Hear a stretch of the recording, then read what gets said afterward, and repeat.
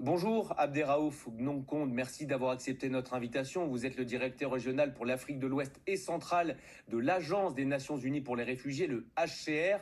Le Soudan aujourd'hui, on l'a entendu, c'est l'une des pires crises humanitaires au monde. La pire même peut-être, on a vu ces chiffres, 13 millions de déplacés. Il y a bien sûr urgence à agir.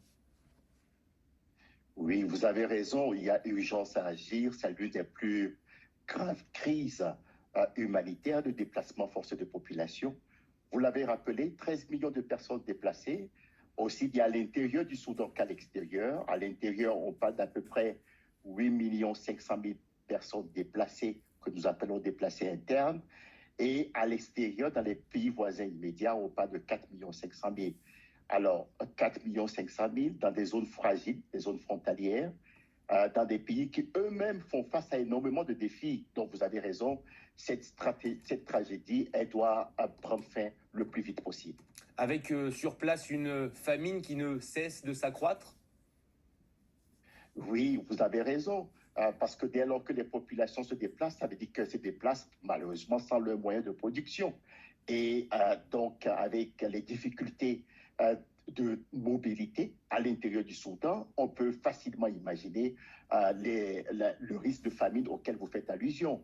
Et c'est ce qui vient complexifier davantage toute forme de violence auxquelles ces populations elles sont confrontées, sans compter bien sûr la destruction des infrastructures civiles telles que les centres d'éducation, les écoles, mais aussi même les points d'eau qui sont attaqués.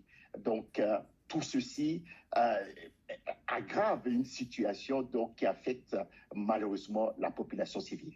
Ce matin, on a cru à une bonne nouvelle avec cette déclaration de l'ONU. Plus de 2 millions de déplacés vont retourner à Khartoum dans les 6 mois, nous dit l'ONU, si les conditions de sécurité et les infrastructures le permettent. On est en droit raisonnable d'en douter, malheureusement, pour la population là-bas. Vous avez raison. Le retour, c'est ce que les populations elles demandent. J'étais moi-même la semaine dernière en mission à l'est du Tchad. J'étais à Adré. Je suis parti dans la province de Wadi Fira. Je suis allé jusqu'à Tiné, à Iridimi. Nous avons rencontré des populations qui venaient même de Khartoum. Et leur avons posé la question de savoir si elles sont prêtes à repartir. Bien évidemment, elles sont prêtes à repartir, mais elles nous disent à condition que la paix revienne. Donc oui, les populations sont prêtes à repartir partout au Soudan, y compris à Khartoum, mais à la seule condition que la paix soit de retour. Donc c'est pour ça que nous appelons de tous nos voeux la reprise du processus politique pour que les différents acteurs se parlent et que la paix soit une réalité au Soudan. En décembre dernier, le HCR recherchait 22 millions de dollars pour répondre aux besoins de la population. Où en êtes-vous aujourd'hui ? Alors aujourd'hui, dans la réponse des réfugiés, mais y compris des communautés d'accueil dans les différents pays voisins et à l'intérieur, on estime les besoins à peu près à 1,8 milliard de dollars.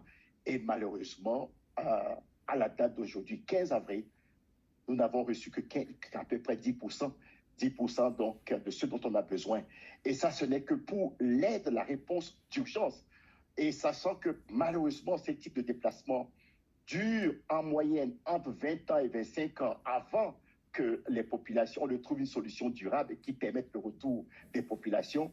Donc vous pouvez imaginer, il n'y a pas que des besoins urgents, immédiats, c'est important, mais comment aussi disposer de ressources qui vont bien au-delà pour aider les communautés qui accueillent et qui partagent le peu de ressources, ou même parfois, même ce qu'elles n'ont pas, elles le partagent avec ceux qui arrivent. Donc voilà un peu là où nous sommes et c'est l'occasion pour nous de lancer un appel pour que l'ensemble de la communauté internationale se mobilise, continue de se mobiliser pour appuyer et assurer le soutien nécessaire à toutes ces populations sans oublier les efforts donc de ces pays d'accueil. Et on imagine que vous avez un œil sur ce qu'il se passe aujourd'hui à Londres avec cette conférence internationale de soutien au Soudan avec une quinzaine de pays présents. C'est une nouvelle étape supplémentaire dans l'aide qui doit être apportée au pays.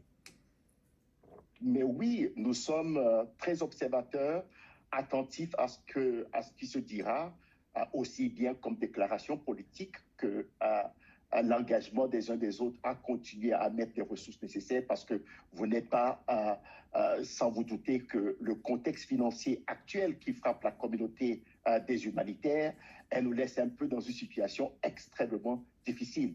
Donc, nous observons, nous regardons un peu ce qui se passe à Londres avec beaucoup d'attentes en espérant que vraiment les ressources seront au rendez-vous pour nous permettre de faire le travail que nous devons faire à côté des États et à côté des communautés qui accueillent toutes ces populations qui fuient la violence, la guerre et la famine, comme vous l'avez dit. Vous parliez de ce personnel humanitaire. Comment le HCR arrive-t-il à travailler au Soudan? Quelles sont les principales difficultés? L'accès aux zones où sont ces réfugiés? Est-ce que l'armée, les FSR, vous avez des discussions avec eux qui parfois vous permettent bien d'accéder à certaines zones qui sont sous leur contrôle?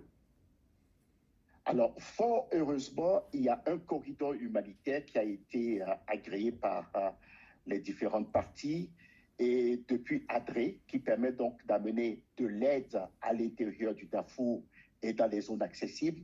Mais vous faites bien de le rappeler, la question de l'accès aux populations, donc elle est clé pour pouvoir apporter de l'aide. On ne peut pas apporter de l'aide si on n'a pas l'accès.